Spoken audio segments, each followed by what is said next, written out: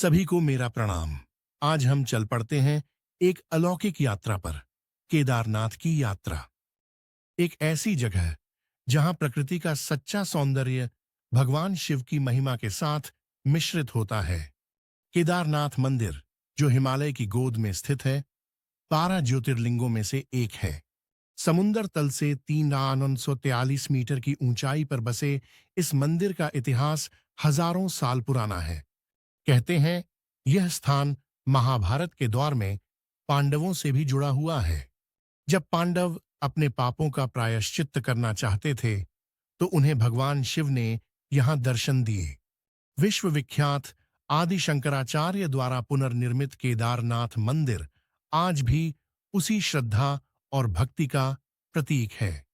यात्रा की शुरुआत रुद्रप्रयाग से होती है, जहां अलकनंदा और मंदाकिनी नदियां एक दूसरे से मिलती हैं। फिर सोनप्रयाग और गौरीकुंड तक की यात्रा हमें एक अलग ही अनुभव देती है। गौरीकुंड, जहां माता पार्वती ने तपस्या की थी, हमारी इस तीर्थ यात्रा में एक आध्यात्मिक पड़ाव है। यहां से ट्रैक शुरू होता है, 16 किलोमीटर का भारी चुनौतीपूर्ण रास्ता, जो संघर्ष और श्रद्धा का प्रतीक है।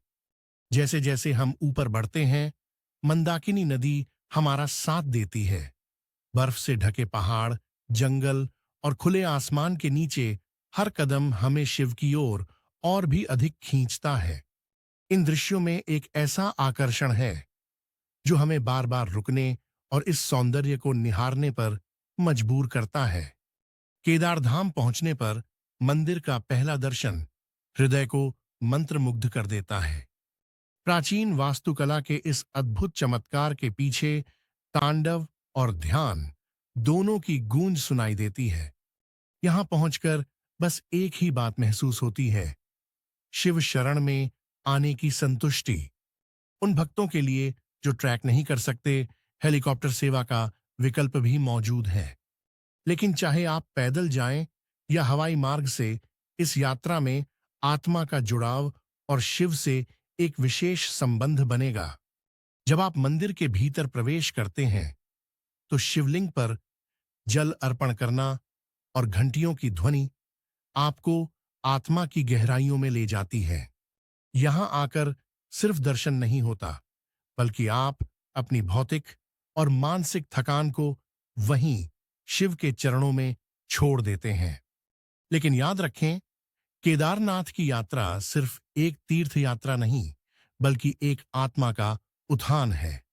यह हमें सिखाती है, हर कठिनाई के बाद जीत है और परमात्मा तक पहुंचने का मार्ग संघर्ष से ही होकर जाता है। तो चलिए, भगवान शिव की इस अलौकिक यात्रा पर चलने का आह्वान स्वीकार करें। कुदरत के इस अद्वितीय स्थान पर जाकर अपने जीवन के सबसे पवित्र क्षणों को महसूस करें। कर्पूर गौरम करुणावतारम संसार सारम भुजगेंद्र हारम सदा वसंतम हृदयारविंदे भवम भवानी सहितम नमामि।